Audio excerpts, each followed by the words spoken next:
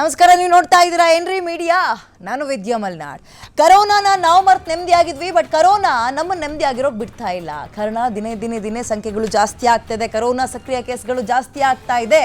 ಇದರ ನಡುವೆ ಜೋಪಾನ ರಾಜ್ಯದ ಜನ ಅಂತ ಹೇಳ್ತಾ ಇದ್ದಾರೆ.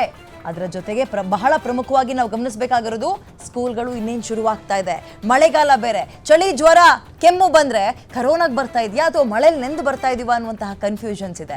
ಇದೆಲ್ಲದರ ನಡುವೆ ಸ್ಕೂಲಿಗೆ ಕಳಿಸ್ಬೇಕು, ಕ್ರೌಡ್ ಇರುತ್ತೆ, ಮಕ್ಕಳನ್ನ ಜೋಪಾನ ಮಾಡ್ಕೊಳ್ಳೋದು ಹೇಗೆ, ಆ್ಯಂಡ್ ಆರೋಗ್ಯ ಇಲಾಖೆ ಯಾವ ರೀತಿಯ ತಯಾರಿಗಳನ್ನ ಮಾಡ್ಕೊಳ್ತಾ ಇದೆ, ನಾವು ನೀವು ಏನನ್ನೆಲ್ಲ ಪಾಲಿಸಬೇಕು, ಇದೆಲ್ಲದ್ರ ಬಗ್ಗೆ ಈ ಒಂದು ಕಾರ್ಯಕ್ರಮದಲ್ಲಿ ಸುದೀರ್ಘವಾಗಿ ಚರ್ಚೆ ಮಾಡೋಣ ಅಂತ ಹೇಳ್ತಾ ಇದೆ. ಹೊತ್ತಿನ ವಿಶೇಷ ಕರೋನಾ ಢವ ಢವ. ನಾನು ವಿದ್ಯಾ ಮಲ್ನಾಡ್.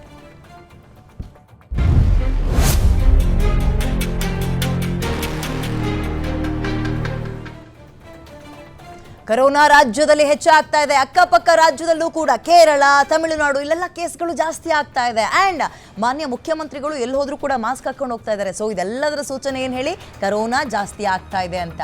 ಮತ್ತೆ ಅಟ್ಟಹಾಸ ಮೆರೆಯುತ್ತಾ ಕೋವಿಡ್ ಕೊಳ್ಳಿ ದೆವ್ವ ಜನರನ್ನ ಮತ್ತೆ ಹಿಂಡಿ ಹಿಪ್ಪೆ ಮಾಡುತ್ತಾ ಈ ಹೆಮ್ಮಾರಿ ಕರೋನಾ ಮತ್ತಂಥದ್ದೇ ಸಂಕಷ್ಟದ ದಿನಕ್ಕೆ ತಳ್ಳುತ್ತಾ ಕೋವಿಡ್-19 ವೈರಸ್ ಕಾಟ ಸದ್ದಿಲ್ಲದೆ ಮತ್ತೆ ಜಾಸ್ತಿ ಆಗ್ತಾ ಇದೆ. ರಾಜ್ಯದಲ್ಲಿ ದಿನೇ ರೈಸ್ ಆಗ್ತಾ ಇದೆ ಈ ಒಂದು ನಂಬರ್ಸ್ಗಳು.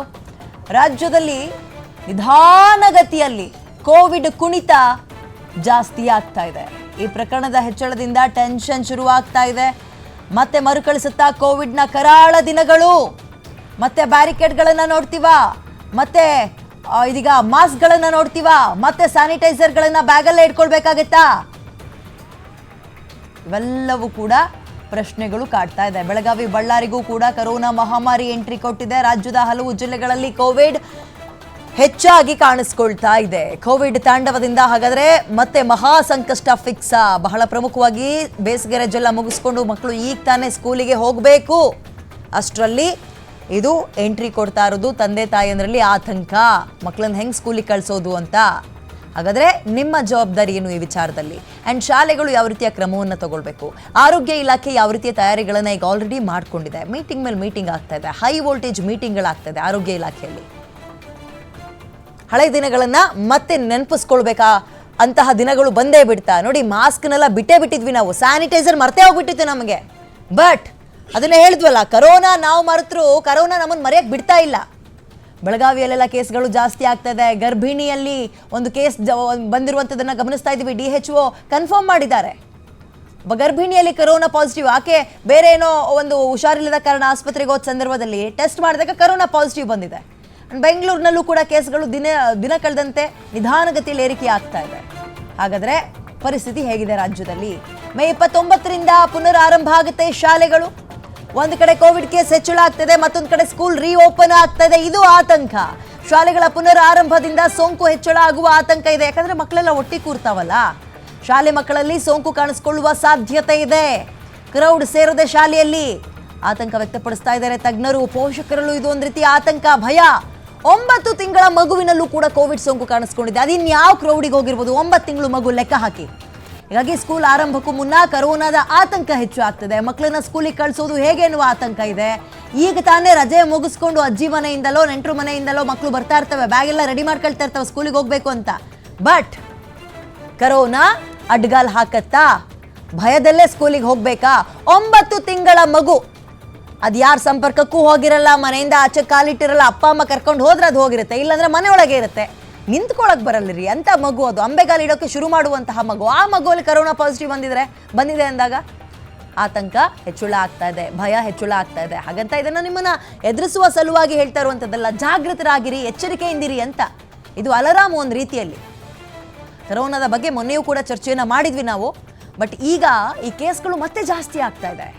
ಮಕ್ಕಳನ್ನ ಸ್ಕೂಲಿಗೆ ಕಳಿಸೋದು ಹೇಗೆ ಅಂತ ತಂದೆ ತಾಯಿಗಳು ಆತಂಕವನ್ನು ವ್ಯಕ್ತಪಡಿಸ್ತಾ ಇದ್ದಾರೆ, ಭಯದಲ್ಲಿದ್ದಾರೆ.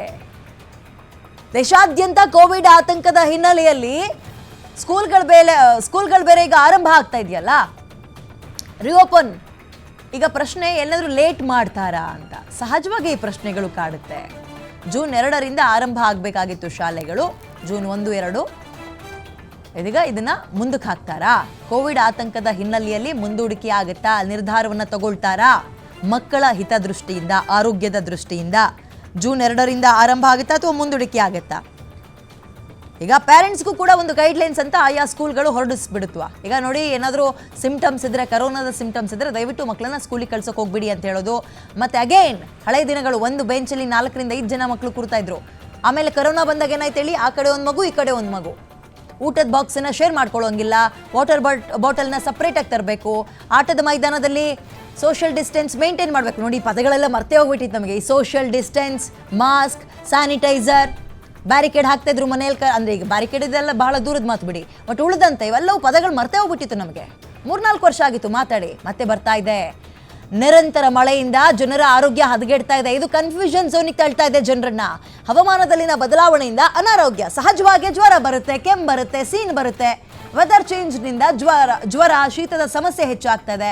ಒಂದು ಕಡೆ ವೆದರ್ ಪ್ರಾಬ್ಲಮ್, ಮತ್ತೊಂದು ಕಡೆ ಕರೋನಾ ಕಾಟ. ಇದು ನಮಗೊಂದು ರೀತಿ ಹೆಂಗಾಗುತ್ತೆ ಅಂದರೆ ಡಬಲ್ ಅಟ್ಯಾಕ್. ಹೆಲ್ತ್ ಮೇಲೆ ಇದು ಡಬಲ್ ಅಟ್ಯಾಕ್ ಆಗ್ತಾ ಇದೆ. ಜನ ಆತಂಕಗೊಳ್ತಾ ಇದ್ದಾರೆ. ಈಗ ಕೆಮ್ಮು ಬರ್ತಾ ಇದ್ದಂಗೆ, ಶೀತ ಬರ್ತಾ ಇದ್ದಂಗೆ, ಅಥವಾ ಸ್ವಲ್ಪ ಮೈಕೈ ನೋವು ಬಂದು ತಲೆನೋವು ಬರ್ತಾ ಇದೆ ಅಂತ ಇದ್ದಂಗೆ ಅವರಿಗೆ ಇದು ಕರೋನಾದಿಂದ ಬರ್ತಾ ಇದೆಯಾ ಅಂತ ಆತಂಕ ಬಂದ್ಬಿಡುತ್ತೆ. ಮಳೆಯಲ್ಲೇನಾದರೂ ನೆನೆದು ಬಂದಿದೆಯೋ, ವೆದರ್ ಚೇಂಜಿಂದ ಬಂದಿದೆಯೋ, ಅಥವಾ ಕರೋನಾದ ಸಿಂಪ್ಟಮ್ಸಾ? ಸಹಜವಾಗಿ ಆತಂಕ ಹೆಚ್ಚಾಗುತ್ತೆ. ಹಾಗಾದರೆ ಆರೋಗ್ಯ ಇಲಾಖೆ ಇದ್ರ ಬಗ್ಗೆ ಏನು ಹೇಳುತ್ತೆ? ನಾವು ಏನನ್ನ ಪಾಲನೆ ಮಾಡಬೇಕು, ಹೇಗಿರಬೇಕು? ಹಾಗಾದರೆ ತುಂಬಾ ತುಂಬಾ ತುಂಬಾ ದೊಡ್ಡ ಸಮಸ್ಯೆ ಏನು ಗೊತ್ತಾ, ಮತ್ತು ಭಯ ಏನು ಗೊತ್ತಾ, ಆತಂಕ ಏನು ಗೊತ್ತಾ? ಸ್ಕೂಲಿಗೆ ಮಕ್ಕಳನ್ನ ಕಳಿಸೋ ತಂದೆ ತಾಯರಿಗೆ. ರಾಜ್ಯದಲ್ಲಿ ಮತ್ತೆ ಹೆಚ್ಚಾಗ್ತಾ ಇದೆ ಡೆಡ್ಲಿ ವೈರಸ್ನ ಅಬ್ಬರ. ಸೋಂಕು ತಡೆಗಟ್ಟೋಕೆ ಆರೋಗ್ಯ ಇಲಾಖೆಯಿಂದ ಕ್ರಮಕ್ಕೂ ಕೂಡ ಮುಂದಾಗ್ತಾ ಇದ್ದಾರೆ. ಯಾವ ರೀತಿಯ ಕ್ರಮ ನೋಡೋಣ. ಮುಂಜಾಗ್ರತಾ ಕ್ರಮಕ್ಕೆ ರಾಜ್ಯ ಸರ್ಕಾರ ಮುಂದಾಗ್ತಾ ಇದೆ. ಇದೀಗ ನಾಳೆಯಿಂದಲೇ ರಾಜ್ಯದಲ್ಲಿ ಕೋವಿಡ್ ಟೆಸ್ಟ್ ಆರಂಭ ಆಗತ್ತೆ. ಓಕೆ, ಎಂತೆಂಥವರಿಗೆ ಸಿಂಪ್ಟಮ್ಸ್ ಬಂದವರಿಗೆ ಮಾತ್ರನಾ? ಮೆಡಿಕಲ್ ಕಾಲೇಜ್ ಮತ್ತು ಆಸ್ಪತ್ರೆ ಹಾಗೂ ಜಿಲ್ಲಾಸ್ಪತ್ರೆಗಳಲ್ಲಿ ಟೆಸ್ಟ್ಗಳ ಸಂಖ್ಯೆನ ಜಾಸ್ತಿ ಮಾಡ್ತಾರೆ. 8 RT-PCR ಟೆಸ್ಟಿಂಗ್ ಲ್ಯಾಬ್ ಓಪನ್ಗೆ ನಿರ್ಧಾರವನ್ನ ಮಾಡಿದ್ದಾರೆ. ನಿನ್ನೆವರೆಗೂ ಕೂಡ ರಾಜ್ಯದಲ್ಲಿ 35 ಕರೋನಾ ಕೇಸ್ಗಳು ಪತ್ತೆಯಾಗಿತ್ತು. ಲ್ಯಾಬ್ ಓಪನ್ ಯಾಕೆ ಅಂತ ಹೇಳಿದ್ರೆ, ಆದಷ್ಟು ಬೇಗ ಈಗ ಸ್ಯಾಂಪಲ್ ಕಲೆಕ್ಟ್ ಮಾಡಿದ್ರೆ ಆ ಪಟ್ಟಣಂಗೆ ರಿಸಲ್ಟ್ ಬರ್ತಾ ಇರಬೇಕು ಬೇಗ. ಕೇಸ್ ಏರಿಕೆ ಭೀತಿ ಹಿನ್ನೆಲೆಯಲ್ಲಿ ಆಯ್ದ ಸರ್ಕಾರಿ ಆಸ್ಪತ್ರೆಗಳಲ್ಲಿ ಈಗ ಟೆಸ್ಟಿಂಗ್ಗೆ ಪ್ಲಾನ್ ಕೂಡ ಆಗಿದೆ. ಗರ್ಭಿಣಿಯರು, ಬಾಣಂತಿಯರು, ಮಕ್ಕಳು, ವೃದ್ಧರ ಮೇಲೆ ಹೆಚ್ಚಿನ ನಿಗಾ ಇಡೋಕೆ ಪ್ಲಾನ್ ಕೂಡ ಮಾಡಿಕೊಂಡಿದ್ದು, ರಾಜ್ಯದಲ್ಲಿ ಈ ಕರೋನಾ ಹೆಚ್ಚಾಗ್ತಾ ಇದೆಯಲ್ಲ, ಹಾಗಾಗಿ ಈ ತಯಾರಿಗಳನ್ನು ಮಾಡ್ಕೊಳ್ತಾ ಇದ್ದಾರೆ. ಸೋಂಕು ತಡೆಗಟ್ಟೋಕೆ ಆರೋಗ್ಯ ಇಲಾಖೆ ಕ್ರಮಕ್ಕೂ ಕೂಡ ಮುಂದಾಗ್ತಾ ಇದೆ.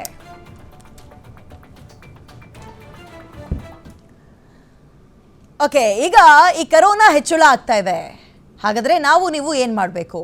ಆರೋಗ್ಯ ಇಲಾಖೆ ಯಾವ ರೀತಿಯ ನಿರ್ಧಾರಗಳನ್ನು ತಗೊಂಡಿದೆ? ಗೈಡ್ಲೈನ್ಸನ್ನು ಹೊರಡಿಸಿದೆಯಾ ಅಥವಾ ಹೊರಡಿಸ್ಬೇಕಾ? ಹೊರಡಿಸುತ್ತೆ ಅಂದರೆ ಯಾವ ರೀತಿಯ ನಿರ್ಧಾರಗಳು ಮತ್ತು ಹೇಗಾಗುತ್ತೆ? ತಜ್ಞರ ಟೀಮ್ ಹೇಗೆ ರೆಡಿ ಆಗುತ್ತೆ ಅಲ್ಲಿ? ಮತ್ತೊಂದು ಬಹಳ ಪ್ರಮುಖವಾಗಿ ನಾನು ಆರಂಭದಲ್ಲೇ ಹೇಳಿದ್ನಲ್ಲ, ಸ್ಕೂಲ್ಗಳು ರೀಓಪನ್ ಆಗ್ತಾ ಇದೆ. ತಂದೆ ತಾಯಂದರಿಗೆ ಕನ್ಫ್ಯೂಷನ್, ಮಕ್ಕಳನ್ನ ಕಳಿಸ್ಬೇಕಾ ಬೇಡವಾ ಅನ್ನುವಂಥದ್ದು, ಅಥವಾ ಏನಾದರೂ ಪೋಸ್ಟ್ಪೋನ್ ಮಾಡ್ತಾರಾ, ರಜೆನ ಇನ್ನೊಂದು ಸ್ವಲ್ಪ ದಿನ ಜಾಸ್ತಿ ಕೊಡ್ತಾರಾ? ಇದೆಲ್ಲದ್ರ ಬಗ್ಗೆ ನಾವು ಚರ್ಚೆ ಮಾಡ್ತಾ ಹೋಗೋಣ. ಸೊ ಇದೀಗ ನಿವೃತ್ತ ಆರೋಗ್ಯ ಇಲಾಖೆ ಅಧಿಕಾರಿ ಅನ್ಸರ್ ಅಹಮದ್ ಅವರು ನಮ್ಮ ಜೊತೆ ಇದ್ದಾರೆ.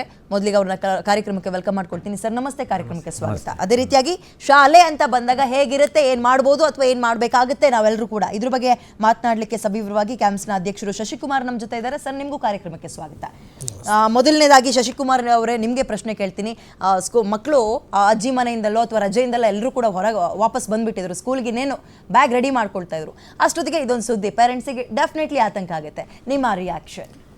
ಈಗಾಗಲೇ ಸುಮಾರು ಶಾಲೆಗಳು ಪ್ರಾರಂಭ ಕೂಡ ಆಗಿದ್ದಾವೆ. ಒಂದು ಕಡೆ ಈ ಕೋವಿಡ್ ಪ್ರತಿ ವರ್ಷ ಇದು ಕಾಣಿಸ್ಕೊಳ್ತಾ ಇದೆ. ಇದನ್ನು ಅಷ್ಟು ಭಯವಾಗಿ ನೋಡ್ತಕ್ಕಂಥದ್ರಕ್ಕಿಂತ ಜಾಗ್ರತೆ ದೃಷ್ಟಿಕೋನದಲ್ಲಿ ನೋಡಬೇಕಾಗತ್ತೆ.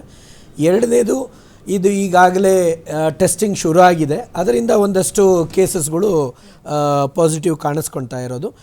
ಈ ಒಂದು ಹಿನ್ನೆಲೆಯಲ್ಲಿ ಯಾವ ಪಾಲಕ ಪೋಷಕರು ಭಯಭೀತರಾಗೋದು ಬೇಡ, ಆದರೆ ಅದೇ ಸರಿ ಸಮಾನ ಜಾಗ್ರತೆ ವಹಿಸಬೇಕು. ಯಾಕೆ ಅಂದರೆ ಈಗ ಮದುವೆ, ಮುಂಜಿ, ಇನ್ನೊಂದು ಕಾರ್ಯಕ್ರಮಗಳು, ಇತರ ಅನೇಕ ಕಾರ್ಯಕ್ರಮಗಳ ಜೊತೆ ಮಕ್ಕಳನ್ನು ಕೂಡ ಕರ್ಕೊಂಡು ಹೋಗೋದು, ತಾವುಗಳು ಕೂಡ ಹೋಗೋದು, ಇವೆಲ್ಲ ಇದೆ.